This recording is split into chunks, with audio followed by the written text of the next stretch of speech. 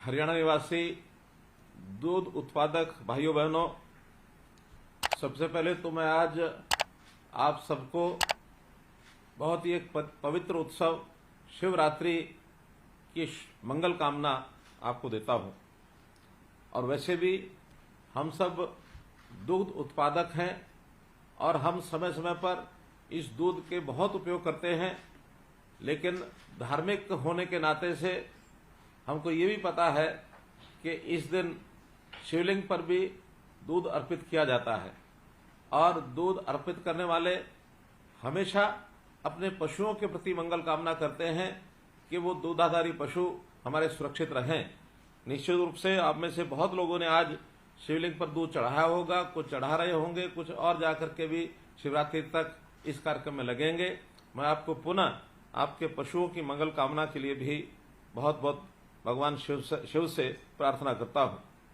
मैं समझता हूं कि जैसे कहावत है, देशा में देश हरियाणा जित दूध दही का खाना।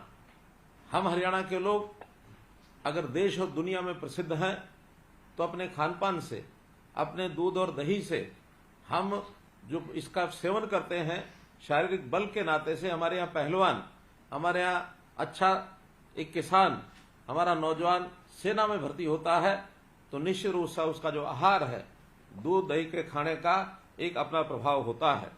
और ये जो दूध का काम करने वाले हमारे ग्रामीण क्षेत्र के किसान अपनी आय को बढ़ाने के लिए दूध का उत्पादन करने के लिए पशु रखते हैं, और युवा खास करके जो बेरोजगार हैं अपने रोजगार को प्राप्त करने के लिए इस व्यवसाय में तेजी से आ रहे हैं।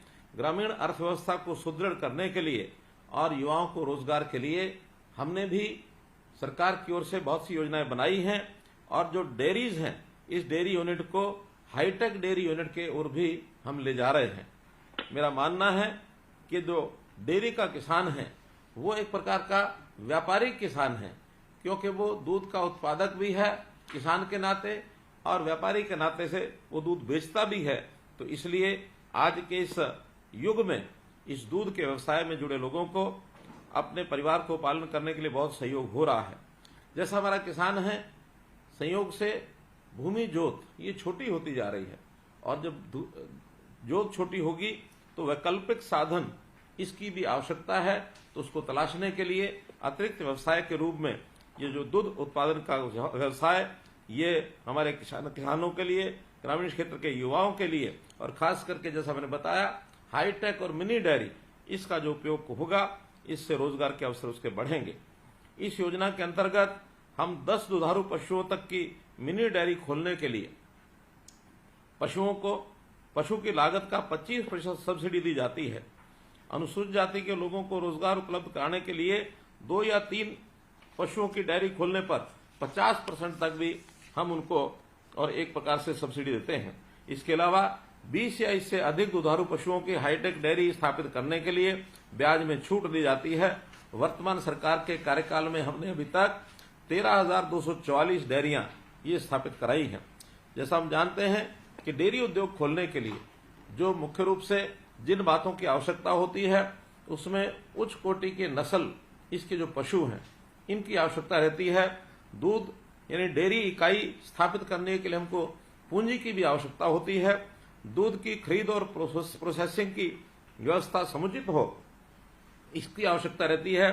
पशु बीमार हो उसके इलाज के लिए पशु चिकित्सा की सुविधाएं और अनुसंधान ये भी आवश्यकता होती है। और इन सबसे ऊपर कभी अकस्मात कोई दुर्घटना हो जाए, हमारा पशु मानो कहीं हानि हो जाए, तो उस हानि की पूर्ति के लिए बीमा योजना इसकी भी आवश्यकता होती है। हरियाणा की डेयरी इकाइयों की सफलता के लिए हमने इन सब बातों की सुविधाएं ये उपलब्ध कराई हैं। मित्रों, हमारे यहाँ भैंसों के नाते से जैसा हम देखते हैं उसकी नस्ल, मुर्रा नस्ल की जो भैंस है वो सामान्यतः अच्छी मात्रा में पाली जाती है, दूध भी अच्छा देती है, ये बहुत प्रसिद्ध है। हरियाणा नस्ल की गाय की अपनी अलग पहचान है। इसके अलावा राठी, साहिवाल और गिर गाय को भी हरियाणा में पाला जाता है। हमारी देसी नस्ल के पशुधन की खासियत है कि कई प्रतिकूल परिस्थितियों में ही ये उनका सामना कर लेती है और सुरक्षित रहती है। पशुपालन के लिए जो पूंजी की आवश्यकता होती है, तो उस पूंजी की आवश्यकता को भी पूरा करने के लिए हमने बैंकों से योजना बनाई है और इसके लिए विशेष योजना में पशुपालन किसान क्रेडिट कार्ड इस योजना को शुरू किया है। और इस पशुपालन क्रेडिट कार्ड के अंतर्गत गाय, भैंस, भेड़, बकरी और सूअर पालन के लिए हम उनका यानी पशुपालन किसान क्रेडिट कार्ड का उपयोग करते हैं। अभी तक 1,60,000 रुपए का जो ऋण है इस कार्ड पर मिलता है बिना किसी कोलेटरल सिक्योरिटी के और पर्याप्त मात्रा में किसानों को इसका लाभ हुआ है। 1,54,000 पशुधन किसान क्रेडिट कार्ड बैंकों द्वारा स्वीकृत किए गए हैं और इसके लिए लगातार इस क्रम को आगे बढ़ाने के लिए भी हम सबसे अपील करते हैं, बैंकों से ऋण की सुविधा मिले इसकी भी बातचीत हम करते हैं ताकि किसी को ऋण लेने में कोई दिक्कत ना आए। मित्रों, भाइयों बहनों, हम जानते हैं कि इसकी हमारे दूध के उत्पादों की बिक्री के लिए यानी एक प्रकार से सहकारी आंदोलन इसकी भी बहुत बड़ी भूमिका है। अपने यहाँ जैसे वीटा का उदाहरण हम लेते हैं तो वीटा इसके प्रोडक्ट सहकारी आंदोलन में से ही निकल करके आगे बढ़े हैं। अगर हम बड़ा उदाहरण लेते हैं तो अमूल जैसा एक जो ब्रांड है ये देश और दुनिया में कितना तेज गति से फैला है, तो इस अमूल के ब्रांड का उदाहरण भी हमारे सामने है। ये भी एक सफल प्रयोग है। हरियाणा सहकारी विभाग ने एक योजना बनाई है सांझी डेयरी। सांझी डेयरी का अर्थ है कि बहुत से ऐसे पशुपालन का व्यवसाय करना चाहते हैं लेकिन घर में उनके पास जगह नहीं होती है पशु बांधने की, तो ऐसे गांव-गांव में हम इस प्रकार के जैसे गुजरात में पशु हॉस्टल बनाए गए हैं, ऐसे हम सांझा डेयरी का प्रयोग करेंगे ताकि किसान एक ही स्थान पर जो हमारे पशुपालक हैं एक ही स्थान पर जो कॉमन जगह होगी सरकार द्वारा उपलब्ध कराई जाएगी उसमें कोऑपरेटिव तरीके से उसका उपयोग करेंगे और अपना व्यवसाय जो है चला पाएंगे। हमारी सहकारी दूध समितियां इनका भी जाल बिछा है जो गांव-गांव में जाकर के दूध खरीद करते हैं। 3300 के लगभग सहकारी दूध समितियां प्रदेश में हैं जो दूध की प्रोसेसिंग के लिए 6 मिल्क प्लांट के लिए दूध प्रोसेसिंग की क्षमता जिसकी 9 लाख लीटर है इतना दूध प्राप्त करते हैं। हम लोगों ने जो दूध उत्पादक हैं उनके देखा है कि उनके लिए बाजार बहुत बड़ा बाजार दिल्ली का बाजार भी उपलब्ध है। हजारों की संख्या में प्रतिदिन लोग जो हैं दूध लेकर दिल्ली की मार्केट में जाते हैं और वहां बेच करके आते हैं। ये दूध उत्पादन अधिक कैसे बढ़े इसके लिए हमने विशेष प्रोत्साहन योजना बनाई है। सहकारी दुग्ध समितियों का जो दूध उत्पादक हैं उनको 5 रुपया प्रति लीटर ये प्रोत्साहन राशि भी दी जाती है और इसका बहुत लाभ हमारे दुग्ध उत्पादकों को होता है। दुग्ध उत्पादक के परिवारों की खुशहाली इसका भी ध्यान रखते हैं। उनके बच्चों के लिए शिक्षा के अंदर जो 8वीं, 10वीं और 12वीं कक्षा में पढ़ते हैं और अच्छे अंक प्राप्त करते हैं उनको मासिक छात्रवृत्ति 10वीं के बालकों के लिए 2100 रुपया और 12वीं के बालकों के लिए 5100 रुपये की छात्रवृत्ति ये दी जाती है। इस योजना के अंतर्गत 5140 दुग्ध उत्पादकों के बच्चों को 1,86,00,000 रुपए की छात्रवृत्ति ये अभी तक दी जा चुकी है। हम सब ये भी जानते हैं कि दूधारू पशु इसकी जो कीमत है ये बहुत अधिक होती है, लेकिन अकस्मात किसी दुर्घटना के कारण से यदि किसी पशु की मृत्यु हो जाए तो उसका नुकसान होता है। इस नुकसान की भरपाई के लिए भी पंडित दीनदयाल उपाध्याय सामूहिक पशुधन बीमा योजना ये हमने शुरू की है। कोई भी पशुपालक अपने पशु का दुग्ध उत्पादन क्षमता अनुसार 100 से 300 रुपया और छोटे पशु का 25 रुपया प्रीमियम देकर बीमा करवा सकता है। अनुसूचित जाति के पशुपालकों के लिए ये बीमा की राशि जो उसके लिए शुल्क की राशि ये 0 है, अर्थात बीमा मुफ्त में कराया जाता है। अभी तक 8,52,000 ऐसे पशुओं का बीमा ये किया गया है। मेरा आपसे अनुरोध है कि आप भी सब जो भी पशु खरीदते हैं उस पशु का बीमा अवश्य कराएं। इसी प्रकार से जो हमारे सहकारी दुग्ध समितियों के पशु जो हमारे दुग्ध उत्पादक बंधु हैं, अगर किसी दुर्घटना में मानो उनका नुकसान कोई हो जाए, मृत्यु हो जाए, तो उसके लिए भी हम 5 लाख रुपया एक बीमा राशि उसको मिलती थी, अब उसको बढ़ा करके हमने 10 लाख रुपया कर दिया है।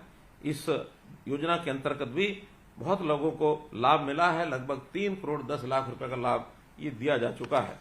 मित्रों, हम तो यही कहेंगे कि पशु जो है, हमारा जो दूध देता है, ये हमारे लिए एक हमारे परिवार का जैसे सदस्य होता है, उस प्रकार से हम अपने पशु को रखते हैं, उसकी देखभाल करते हैं। विदेशों में भले ही दूध क्रांति में दूध बहुत ज्यादा हो जाता है, लेकिन वहां पशु को एक दूध देने वाली मशीन से ज्यादा कुछ नहीं समझा जाता। लेकिन हमारे यहाँ पशु एक जीव जिसका हम अपने परिवार का उसको साथी मानते हैं, परिवार का सदस्य मानते हैं, उसकी पूजा भी करते हैं। जैसा हमारे यहाँ मान्यता है, गाय की पूजा करते हैं, गाय को मां मानते हैं।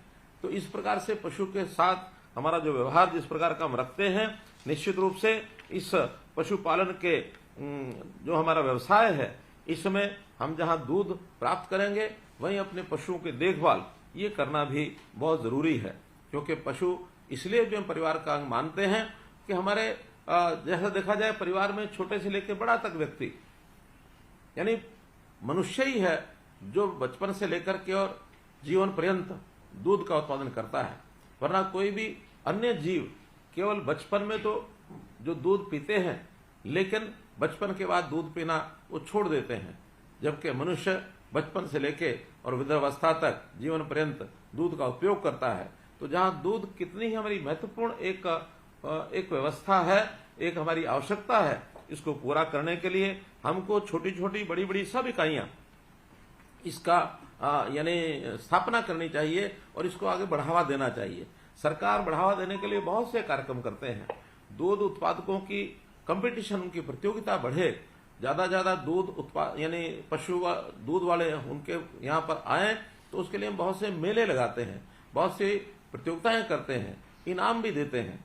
तो इसका अर्थ यही है कि हम सब लोग व्यवसाय के नाते, खास करके किसान जो है वो अपने व्यवसाय के साथ साथ दूध के व्यवसाय को अच्छा यानी उसको उपयोग करें, और उससे दूध अगर बढ़ेगा तो हमारे गरीब परिवारों की आय भी बढ़ेगी और हम लोग अपने इस दूध की आवश्यकता को पूरे समाज के लिए पर्याप्त रूप से एक प्रकार से और उसका उपयोग कर सकेंगे, उसका प्रबंध कर सकेंगे।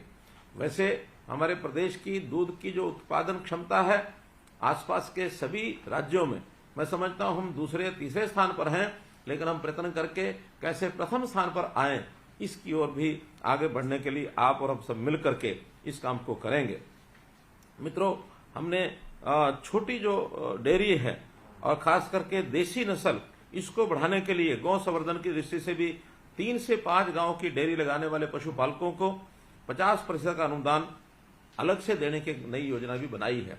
और इसके अतिरिक्त जिन परिवारों की आय बहुत कम है, ऐसे परिवारों को अलग से मुख्यमंत्री अंत्योदय परिवार योजना के अंतर्गत कैंप लगा करके उनको बुलाया जाता है और उनसे इस योजना के अंतर्गत वो लोग आगे बढ़ें, तो इस विभाग की ओर से योजना का लाभ दिलाने के लिए भी प्रयत्न किए जाते हैं। अभी तक 60,000 के आसपास ऐसे युवक हैं जिन्होंने इस योजना को प्राप्त करने के लिए और स्वीकृति दी है। हम लोगों ने उनके नाम बैंकों में भेजे हैं। 20,000 से अधिक आवेदकों को रोजगार के लिए ऋण मिल भी चुका है।